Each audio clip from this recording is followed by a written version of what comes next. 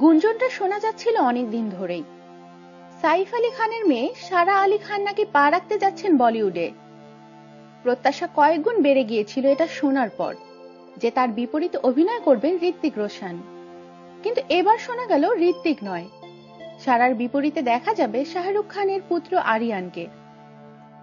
Mumbai mirror জানায়, করণ এবং সারার মা অমৃতা সিং এর মধ্যকার দ্বন্দ্বের কারণে সারাকে পূর্বের ওই পরিকল্পনা থেকে বেরিয়ে যেতে হয়।